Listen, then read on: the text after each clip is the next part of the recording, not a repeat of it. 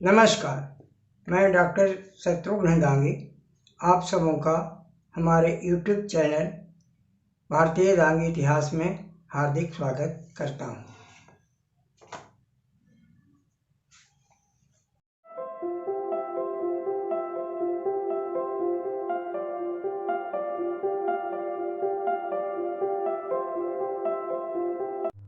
आज का विषय है दशपुर का दांगी राजा यशोधर्मन। मालव दांगियों का सुप्रसिद्ध जनपद दशपुर मंदसौर भारतीय दर्शन, इतिहास, साहित्य, संस्कृति, कला, समाज और राजनीति के मामले में चेतना का प्रमाणिक एवं जीवंत साक्षी माना गया है। अति प्राचीन काल से ही भारत का विशेषकर मालव जनपद एक प्रधान धार्मिक, सांस्कृतिक, सामाजिक और राजनीतिक रूप से केंद्र के रूप में प्रतिष्ठापित रहा है। मालव जनपद अंतर्गत अवंतिका, दशपुर, माहिष्मती और विदिशा में दशपुर एक उल्लेखनीय नगर रहा है। महाकवि कालिदास ने भी मेघदूत में इसका वर्णन विस्तार से किया है। दशपुर का वर्णन महाभारत, पुराण, बृहत संहिता, कथा सागर, राजतरंगिणी, कादंबरी आदि संस्कृत ग्रंथों तथा जैन आगमों में भी किया गया है। भगवान महावीर जैन तीर्थंकर के समकालीन दांगी राजा चंड प्रद्योत मालव जनपद के उज्जैनी के राजा थे। उन दिनों मालव जनपद दांगियों का एक सुदृढ़ जनपद था। गुप्त काल भारतीय इतिहास में स्वर्ण युग माना गया है। इसी गुप्त साम्राज्य के अधीन ओलिंकर नामक राजवंश दशपुर में राज करता था।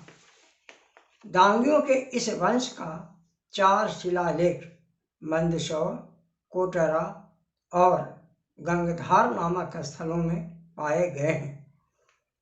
इनमें ओलिंकर वंशीय राजा कुमार वर्मा के पिता भास्कर वर्मा के प्रशस्ति का वर्णन है। यह वर्णन श्री लक्ष्मण गुप्त नामक एक प्रसिद्ध कवि ने की है, जिसे शिल्पकार चैल प्रकाश ने इसे ब्राह्मी लिपि में उत्कीर्ण किया है। इस वंश के प्रधान दांगी राजाओं में जयवर्मन, सिंहवर्मन, नरवर्मन, विश्ववर्मन एवं बंधुवर्मन प्रसिद्ध नरेश हुए हैं। इन नरेशों में बंधुवर्मन अति प्रशंसनीय सामंत शासक रहे थे। इन्हें विद्वान, दयालु तथा कला साहित्य का मर्मज्ञ माना गया है। दशपुर के इतिहास में दांगी सम्राट यशोधर्मन का नाम परमवीर नक्षत्र के रूप में आता है। यशोधर्मन ने हिमालय से लेकर महेंद्राचल तक के भूभाग पर विजय पताका लहराकर अपनी राजधानी दशपुर को भारतवर्ष की राजधानी का गौरव प्रदान कर मालव जनपद का नाम अमर किया है। वर्तमान में मैंने मंदसौर से 5 किलोमीटर दूर सौंधनी नामक ग्राम में विजय स्तंभ के 2 विशाल खंडों को एक दूसरे के पास पड़े हुए देखा, जिसकी ऊंचाई करीब 40 फीट तथा चौड़ाई करीब 3 फीट है।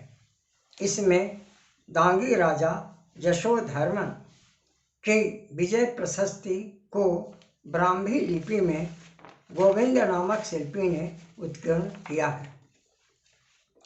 5वीं शताब्दी के उत्तरार्ध में हिमालय की उस पार से तोरमन के नेतृत्व में हुनों का एक विशाल दल आंधी तूफान की तरह आकर पूरे भारत में धूम मचाया, आतंक फैलाया।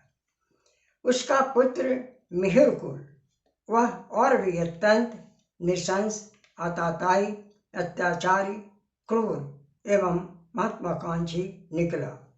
वह यहाँ विजयोन्मत्त होकर मालवा के पश्चिमांचल में दसपुर की ओर बढ़ा तो डांगी राजा यशोधर्मन ने अपने शौर्य वीर्य से न केवल उसकी बाढ़ और अत्याचार को रोका, बल्कि उसके दंभी मस्तक को अपने चरणों में झुकवाया और उसे भारत से सदा के लिए खदेड़ भगाया। इससे यशोधर्मन को परमवीर राजाधिराज चक्रवर्तित्व की उपाधि मिली। परमवीर यशोधर्मन शंकर शूलपाणि के परम भक्त थे। उन्होंने शंकर के आगे किसी दूसरे के सामने कभी सिर नहीं झुकाया। डांगी राजा यशोधर्मन के राज्यकाल को स्वर्ण युग माना गया है।